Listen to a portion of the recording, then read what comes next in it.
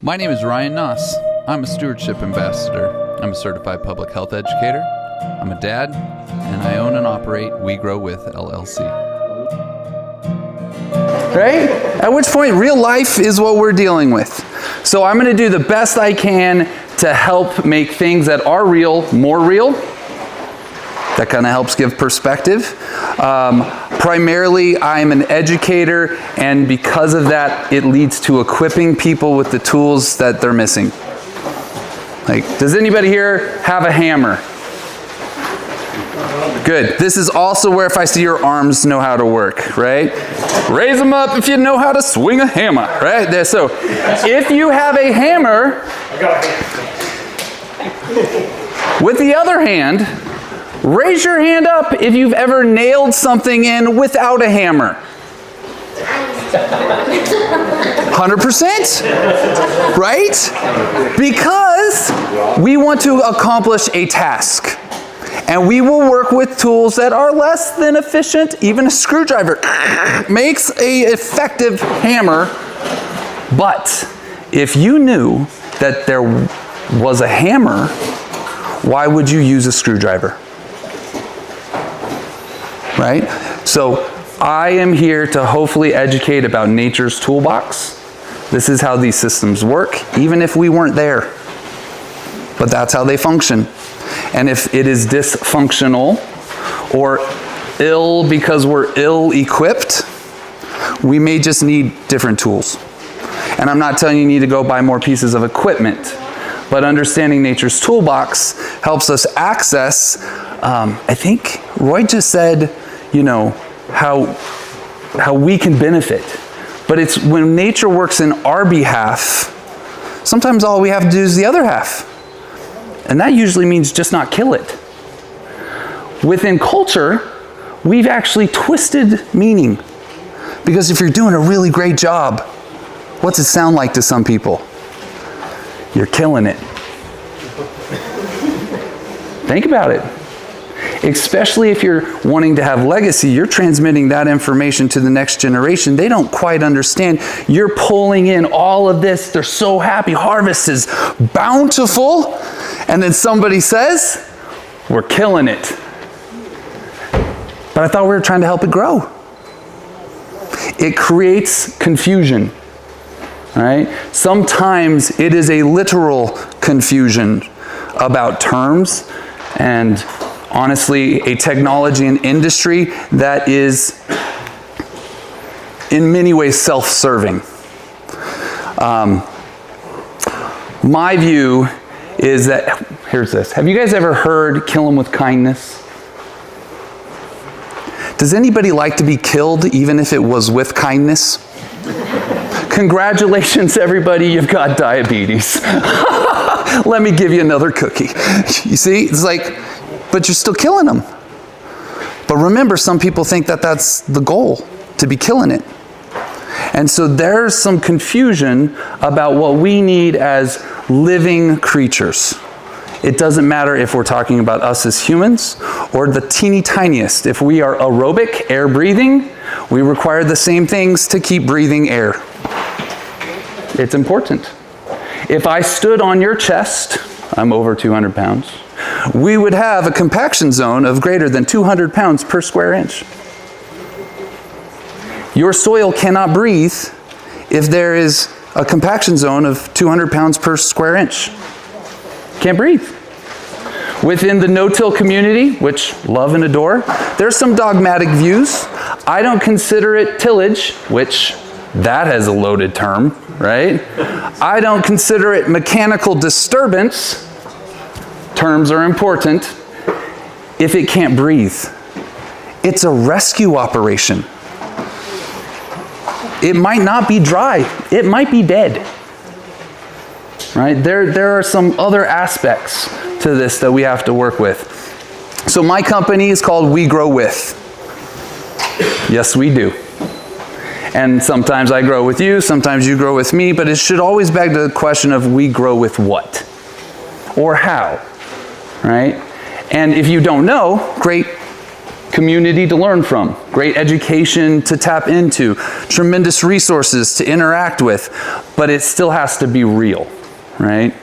And even nowadays, they spell it different, and it's a reel on Instagram or social media, but that's not real, right? So I teach a soil CPR course. I also teach a stewardship first responder program. Anybody see an EMT theme? All right, so my educational background, I'm a certified public health educator. I have a bachelor's degree in wilderness therapy because I believe that nature should be our therapeutic model, and I have a master's degree in experiential outdoor education because I believe that nature should be our educational model too. I worked all over the country and the world. I am based out of Central California, right on the coast. I'll show you guys some pictures, but it's really easy to hop on a plane and be anywhere, right? But with technology, you can also pick up a phone. So this is where I work all over. I work with companies, I work with individuals, I work with different community programs and outreach. This is trying to figure out these missing pieces. I've even worked with banks and insurance companies. And to go back to the seed conversation we were having, they couldn't get untreated seed because the bank wouldn't give them a loan, but the bank wouldn't give them a loan because the insurance company wouldn't back the loan. So guess who I invited to the class? And in some communities, the lender is one person for the whole community, right? And so the bank is there, the insurance company is there, and a whole bunch of farmers are there. As soon as the bank found out that the insurance company was happy to back it, they were happy to give the loan. And the insurance company was very happy to take your money and you produce a crop because they don't have to pay out. But weird stuff happens, and farmers are still very happy to pay for insurance because weird stuff happens, right? Like some of you guys still call it hell, but it's spelled H-A-I-L, right? And sometimes they're golf balls or bowling balls, for goodness sakes, right? So stuff happens. I come at this from a first responder perspective. Different background. My mom and dad, my mom is a 911 dispatcher for Kern County in California. She's the one who literally answers the phone when anyone in my county needs the most help in that moment. That's how I grew up. Like for me, when you are observant, you're a servant. And that's when you observe, it should be obvious for our service. That's what these words mean, but we don't make them real. Right? We don't realize that factor either. So, from an EMT perspective, most people want to tell me about what they use. At which I then go, you use neonicotinoids? You see what I mean? Like, oh wow, don't you know how bad, boom, boom, boom, they are for us, for the environment, for these creatures, for ecosystems, for water management, for water supply, for our watersheds. Like, doesn't matter who are the legislators. Raise your hand. Oh yeah, own the moment. Hi, nice to meet you. We can connect. It doesn't matter which group. Biologically, it's all tied together. So it could be a conservation district, or it could be the watershed, or it could be mothers against eating glyphosate. But all of that's working with nature, right? The problem is because people want it to be theirs, they often disconnect from how it's actually part of ours, right? And so this, I like wordplay. I play with words, but this is why they're words, okay? So here we go. On a basic level, can anybody tell me this word? Say it out loud. Your. That's right. If you're talking to me, I go, oh, you mean my, right? That's my why. The reason why I do things. And the reason I know this is because when I talk about your responsibility, it's the you part, the you of our part. That's why it's your part. It's us participating in a much larger world, perspective, interaction. Yay for soil sensors, but how does it connect to this and this and this, all these different things? And I just know them as moisture sensors. You just put them in the soil. So my mind goes to how many different ways can I measure moisture? And in what things, from a feed bunk to a compost to a this, can we utilize this wonderful technology that's made available at a reasonable price, but it's not just for soil. Bricks, you can use it to look at everything. Bricks is just the filter that gives us the numbers so that we can start seeing patterns of interaction. Does that make sense? Can you use it to look at a compost tea? Yep. It's going to give you a number based on the dissolved solids in that liquid. It's not going to only represent sugar, but it's going to, especially in plant sap, be predominantly sugar. But if you're looking at compost extract, it's going to have all the rest of the biology in it too.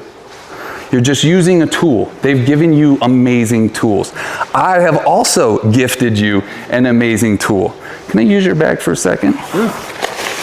Inside of your bags, there's my material. There is a piece of paper. You guys pull it apart. There is, what is this? Have you guys ever seen this before? Good. I developed this. The reason I developed this is I was tired of receiving pictures that I had no idea what people wanted me to even see. Because there was no scale, there was no information, and yet they were wanting to make management decisions based on this picture from a phone. Like, it's legit. And I actually work with some clients, they don't even have phones. If you're not working through snail mail, you're not working with them. Different cultures. Okay. So this is my gift to you. You will use it when you use the refractometer, because this allows you to take a picture with your phone of the plant, of the leaf, of the circumstances of which that number represents. You can use your pencils. There are also pencils inside. You didn't notice that, but there are.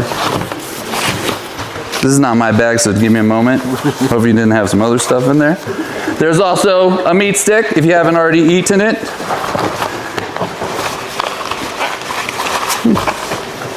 There it is. See the pencil? Little wordplay. Life. How do you spell it? That's good. I'm glad we're at that same place. Whew. If you get rid of the living part, the L, it's just iffy. A way for this to also resonate, gentlemen, is if your wife's not with you, it's just iffy. Right? Get rid of that wife part. It's just iffy. Like, see? Just makes sense, doesn't it? Yeah. That's why I learned. So, pencils. Write on this. Erase this. You can use this 1,000 times and take pictures, and now that has all the other data points with it too. This allows you to measure both metric and imperial or freedom measurements, one on each side. You get 2 different axes of information as well.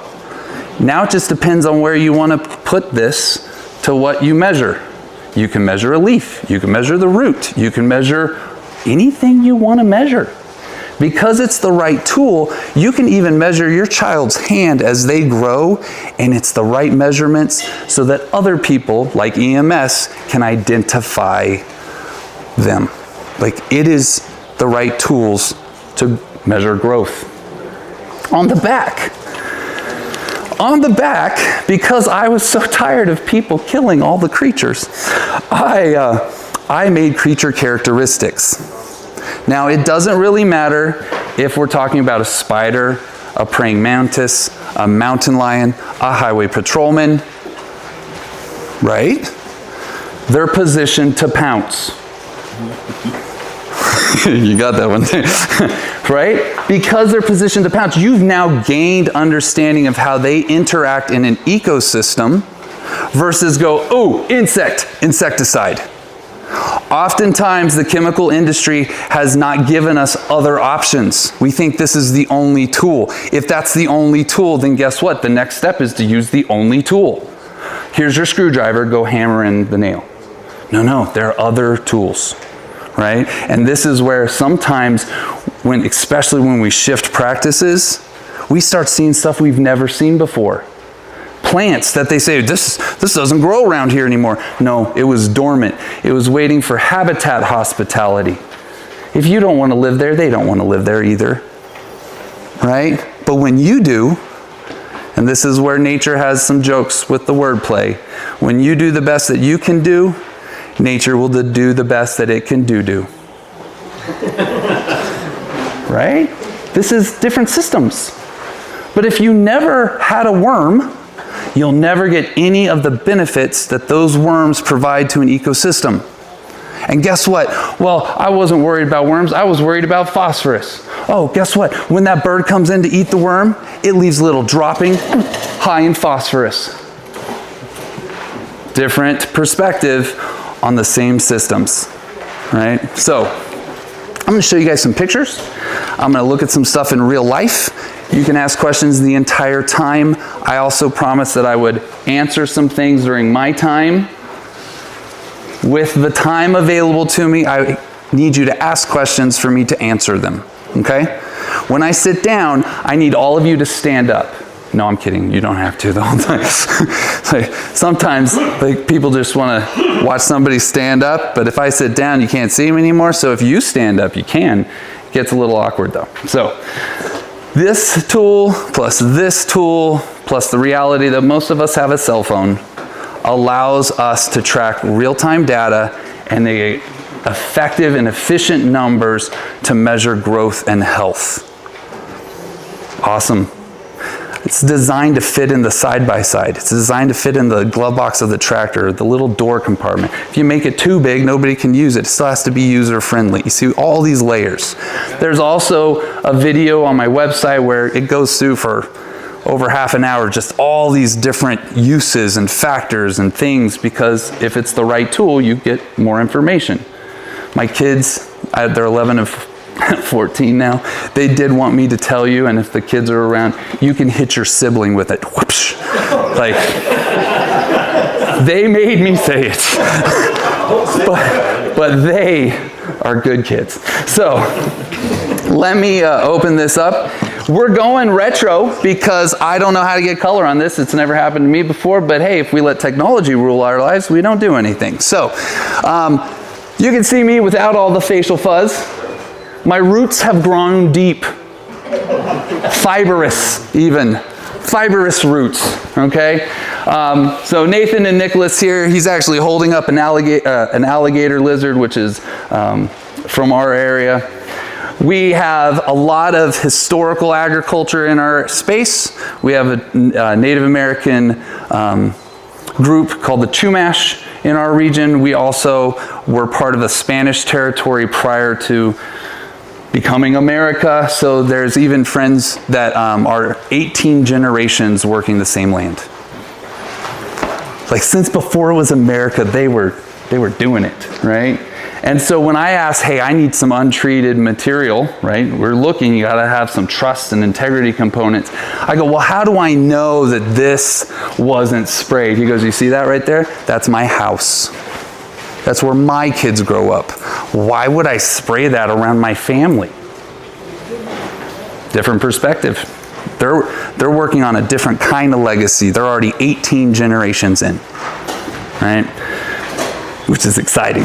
All right, so we do have some historical farm stuff. They bring out all the big, old, crazy steam engines and pumps. That stuff worked, right? And it cost a lot less than some of the current. We have a rodeo on the beach. Cal Poly, San Luis Obispo is just a few miles up the road. We literally have a rodeo on the beach. It's a lot of fun. You guys can come and visit and hang out in our area. They're all in color. Most people are like, is this a drawing? No, this is real life. Yep. Before we really get into it, I have a question here. It is black and white, so you can see a differentiation here. I would like to know your biological literacy, right? When you read a book, it's not just about can you make the noises, do you understand what those letters represent, so your literacy of it. So your biological literacy, who can tell me what they are observing? Exposed roots, yes, because I pulled it up. Good, that's good. It is harder to see. Yep, there's a hand. I wonder. If there's a... All right, well, good. I'm gonna fill it. Hey, this is why it's called humic. It's all about color. H-U-E is hue. It's the root of humic and human, right? It's the same component. And in Latin, the word for living soil is humus. Well, that didn't work. So, it is harder to have some of that biological literacy if we can't see it. Bummer, but true. So, the tools that I use are observation tools. The microscope, honestly, is a pair of binoculars hooked to an Etch-a-Sketch. That's what it is. Up, down, side to side, and you look. Different thing. This here, when we talk about biological literacy, this is my hand. This is a thistle. Thistles can break up and through 300 pounds per square inch, which is why they're also part of bringing back a system that's been dysfunctional. But you can see it only went down that much, and then it went horizontal. That compaction zone, we're looking at no more than 4 inches of total workable soil depth, and even then it's 300 pounds per square inch that this taproot can blow through. And then it did a hard left and said, I can't even get through that, and just tried to grow. As a biological literacy component, if you pull up a plant that does that, it's not doing this. It's not growing. It's literally even staying horizontal, right? We have a moment here. Who can see this one? This is kind of fun in like a weird, sad way. This is right outside Lubbock, Texas. This here is one facility owned by Bayer Pharmaceutical, parent company of Monsanto's. This is the Monsanto's production in that area. My aunt's house was right here. They bought all the houses. It's cheaper to buy all the houses than pay any of the legal fees for all the sicknesses and diseases that are happening around here because of the chemical production. It's true. So that ranch is all gone, right? But it's scary because that's the takeoff path coming out of Lubbock.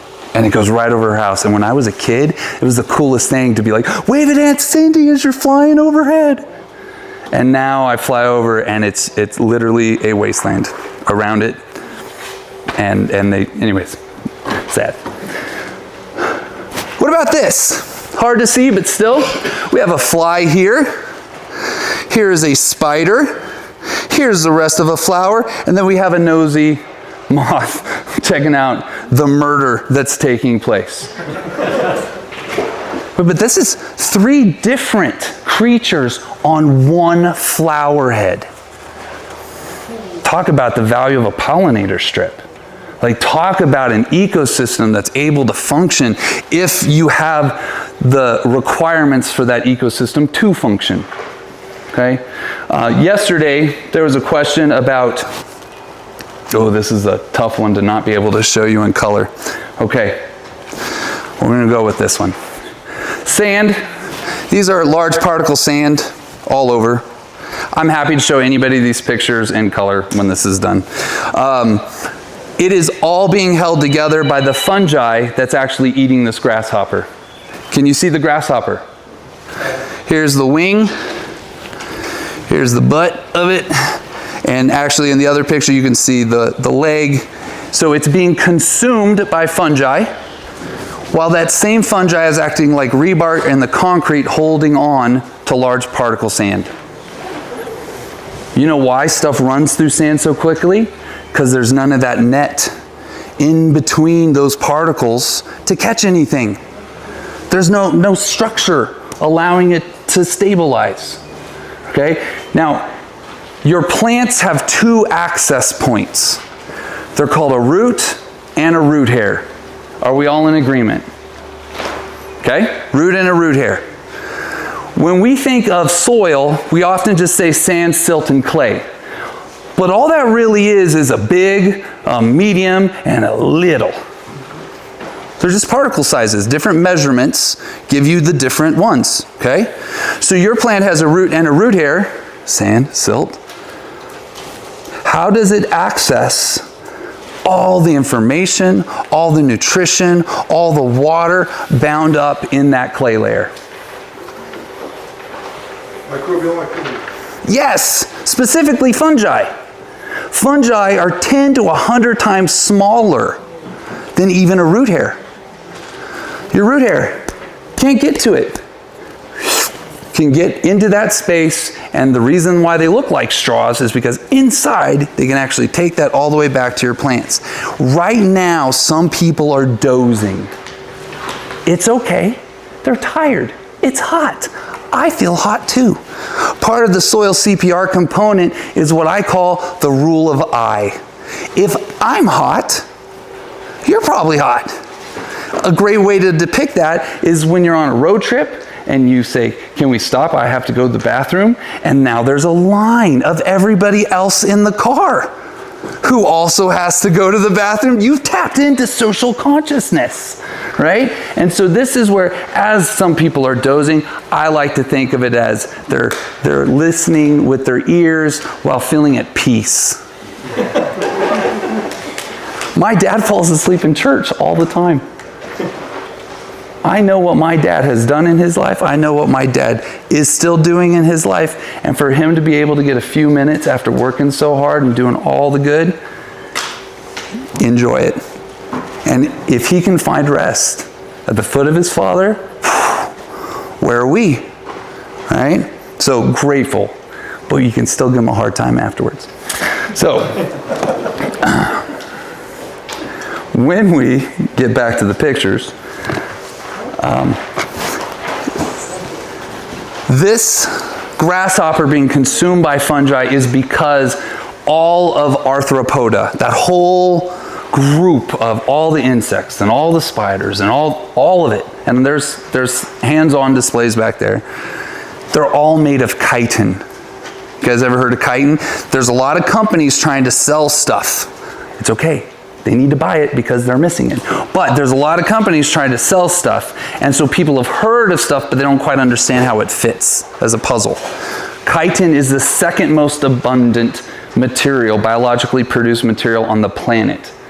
It is only surpassed by cellulose, plant material. See what I mean? Like, that's the only other biologically produced material that's more than chitin, and chitin is fungi food.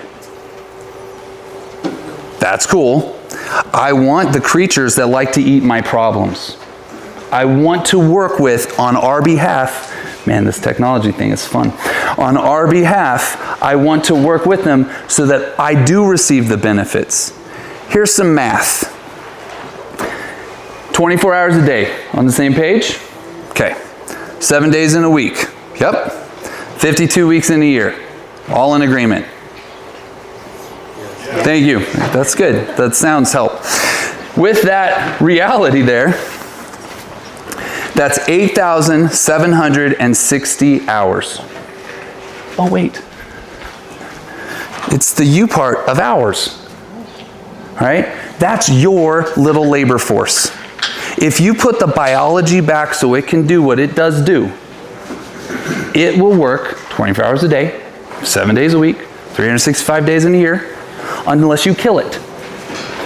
Meaning, not necessarily a good thing, right?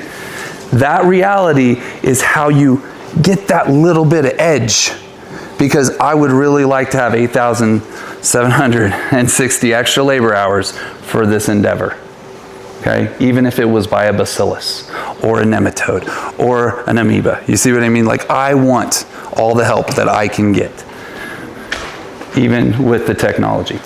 So, here also, picture, you can see a leaf material here, the other part of the ground. These are fungal hyphae bridging a actual crack in the surface of the soil.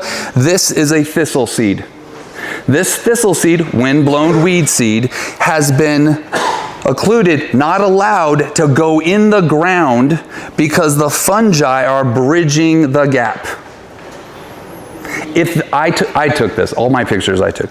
If I had this on video, and this is where there's got to be some reality check here, a bird came less than 10 seconds later, hit that seed and flew off. What? For reals? Yeah. Birds eat seeds. I don't know if you guys knew that. Like, blew me away. And guess what? It was just a little tear in the fungi, and then it regrows. Right? That is part of the labor force that I want on our team. You guys have probably wondered what the heck this is. This is a soil observation station, or SOS for short. It allows us to have actual tangible soil horizons. It allows us to see what is taking place below the surface for percolation and gas exchange and interaction. Great little tool. This actually has some turkey red wheat growing from Nebraska. So with the Staley family, so wonderful. So I use them, I teach these classes, but if it's not real, we're not able to realize. We talk about trophic levels and how different plants and animals and where these different creatures are on the level of a food web, right? It doesn't matter if we're talking about a plant or if we're talking about an algae, which is a microscopic single-celled plant. They both do plant things. And the byproduct of photosynthesis is actually to produce oxygen, even in your soil. So how do I help this soil community still have a little extra needed oxygen to be aerobic? Well, you got to work with the biology that literally is producing oxygen in your soil as well. And their bodies are made of silica. Maybe you know them, called diatomaceous earth. Diatomaceous earth is just fossilized algae. It's not alive, it's all dead, it's all the body parts, right? But it's super high in silica. Hey, your plants need silica too. See what I mean? Like, this is where this stuff is starting to come back into a system when we start to interact with the rest of the toolbox. I don't know if anybody's ever heard of the soil food web, how the different creatures come back and eat. And this is also what helps provide secondary metabolites because it's gone through one metabolism. Right? This is the things that eat the things. This is like when you excrete or pee or poop, the excess, right? That goes out, it's soluble. Plants work with soluble nutrition. And so this is where a lot of these creatures doing just what they do naturally is what then provides for those plants so we don't have to. We've provided the labor force. We've interacted with that system. Here's a picture of the grow gauge in action. You can see some of the fungi. This fungi here, which is it's a shaggy inky cap. I didn't know that until I looked it up. But I had a picture and I had some measurements and I was able to use reference material. And if you don't want to do that, call me. I'll look it up, right? And it was in that process that we actually found out that they also hunt nematodes. So now if people have a nematode problem, you're working with the fungi that likes to eat and hunt nematodes. I will say this though, out of the problematic nematodes, there's one. And then there's 30,000 plus, right? I don't know the numbers. All right, a lot, and they're all beneficial. But we'll nuke 30,000 good guys because we might have a problem with one. So that's a struggle. We talk about rhizosheath development. This is actually a garbanzo bean. This has been utilizing a seed coat called foundational fungi. It doesn't even have its leaf up yet, and you can see the microbiome already building on the outside of that root zone. That's called the rhizosheath. Some people talk about it like dreadlocks or whatever, but what it is it's the pantry. It's the food larder. It's that plant already pulling resources and nutrition and biology to it, surrounding exactly where it needs it before it needs it. So that when it does need it, the zinc's already there. That stuff is part of, you go to the pantry, you take care of it. But it's a biological community that has aggregated all around that root. Both provides a physical protection. It actually keeps the roots warmer when it's cold and cooler when it's hot. Just like we regulate for temperature, right? Regulate for technology here in a second. Let's see if this makes a sound. Do we have sound through the system?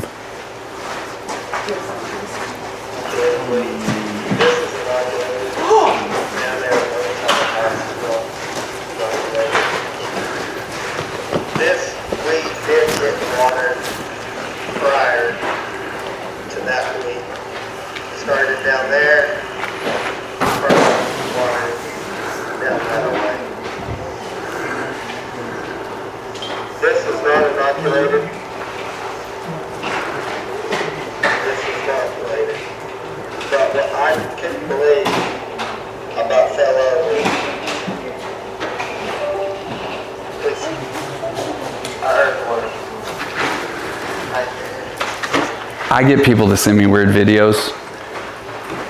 He couldn't believe it. They've worked that land for decades. They've never once seen an earthworm. That means they don't have soil structure. That means that worm's not dropping off little bits of vermicompost in the path. That means that the worm slime is high in calcium. It's not lining those holes with calcium, and those holes are actually going to be the path of least resistance for future root growth. With all the goodies from that living ecosystem. And guess what? They've never had all of those things working on their behalf. Now they do. That's a game changer. That shifts all the gears, right? Yes, sir. What would they do differently? What a great question. Thanks for asking. So part of it is they recognize they grow with life. At which point we start with seed coats because that's an access point. Some people ask, how do we do these things? But the truth of the matter is those worms, we didn't just throw them in a field. Those worms are called to where the party's at. When you look at something under the microscope and it wiggles, we're visualizing a vibration. If you look at a guitar string, it's vibrating. If you listen to it, it's called music. Right? So when we're looking at something, we can't hear it. But you know that something doing this is vibrating into the rest of that ecosystem. That's the dinner bell. If you do not have a living system around your root, if there's nothing there vibrating and having a party, then the things that eat the things aren't going to go there. There's nothing to eat. Right? And part of a habitat is restoring these functions so that it can do what it's supposed to do. I never got feedback on what time, so I'm just going to continue. This is a picture of a cotton field that we were working on. Did the same practices and with the same material, and you can actually see fungi growing underneath the cotton. It was agreed that we had over 50 years of time experience with the people that were there. They'd never once seen a fungi, and the joke, haha, on me, is that, and if they did, what would they have probably gone and bought? A fungicide. How crazy is that? But now, they have ecosystem function. Now they're tying in to these other networks. Now they can actually, with different metrics and testing, you can show improvements in stuff. Like this is where it's like, where did that come from? It's been made available. When you do a total nutrient digestion test, it's telling you all the hard part that's there to work with. But if you don't have the biological bridge, you're not going to be able to access the calcium for your plant. It has to be in that soluble form, right? And so you can have a soil test that says, look, it's super high in calcium, but your plants are super low. It's missing the biological bridge to make that available to your plants. It was available to those plants. Here are some examples under the microscope before we look at some other things of what we might be looking at. Shapes, forms. The form preforms a function, right? Does that make sense? You have bar-shaped things called bacillus. Think of them like a nail. You also have something called a spirochete. They look more like a screw. Syphilis and Lyme disease are both spirochetes. They will screw you. But you know why? That form bypasses, it augers in, it gets into us and bypasses our defenses. Like on a rancher aspect, there's something called a foothill, it's like a foothill death disease. Like it literally kills all the first, the calves of that first generation, but then the heifers develop a resistance immunity to it, and so after that it's no problem, right? But then it's about management practice. Yeah, it only happens when the tick bypasses the defenses. They can eat it and they're fine. You see what I mean? But it's when it gets into us from a different vector that it can cause a lot of other problems. And so how we deal with that as the solutions, we provide it back into a natural environment so they can develop immunity. And it goes after the fetal tissue because that's the weakest tissue that in that animal, right? You set that thing so the screen stays on. I don't even know how to do that, dude. All right, so some more examples. Like, this is where nature nerd, not the tech part. I carry around most of this stuff. That doesn't mean I'm really good at using it. All right, so different examples. Black and white's not as much fun. I agree. Thanks for humoring me. They invented color in the 40s. They invented it? Yeah. No, color's been here the whole time. That other factor. All right, well, let's see. I want to address this real quick. This is a Mulder's chart. You guys ever heard or see this? Okay. These are called enzyme cofactors. If you look at what some of the chelating herbicides are taking out, they are taking out, well, maybe not the thing that is the thing, but it's the thing that's needed to do the next step. You can actually have the biology in your system, but if you're using these chelating herbicides, they won't be able to make the glue. You see what I mean? Like that part is where these enzyme cofactors come in. And so if I go and I see all the right practices, all the right things that are happening, and it's still not, now we're dealing with chemical components because they're not able to do the next step. All right, another example, the grow gauge being used. There's a fungi in the middle of that for reals. Here we actually have some fungi over the top of decomposing granite, right? It doesn't want to live out there. They're averse to the sun. They don't want to hang out. They actually will change color based on UV exposure. It's called melanin. That's just like what we have. Like, so they will protect themselves.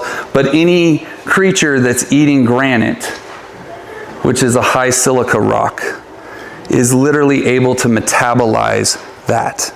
I want the creatures in my system that can go after the mineral structure and make it available to my plants.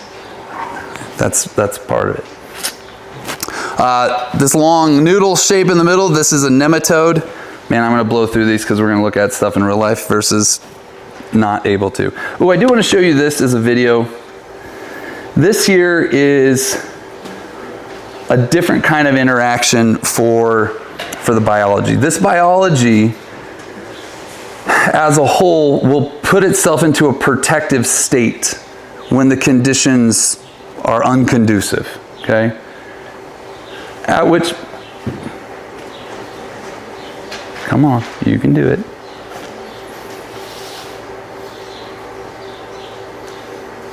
Or not. Try this video, see if it works. All right, that same creature, there we go. Out of that protective state looks like this.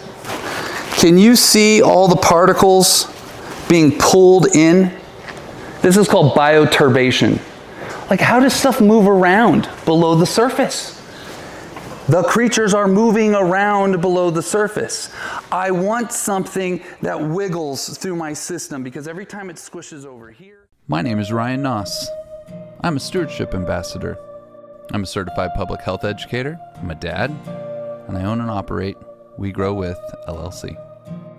We Grow With helps people to differentiate between fertilizer and fertility. We use products and services. We equip people with the observation tools they need, as well as the products that make their jobs easier, allowing them to turn dead dirt into living land at any scale.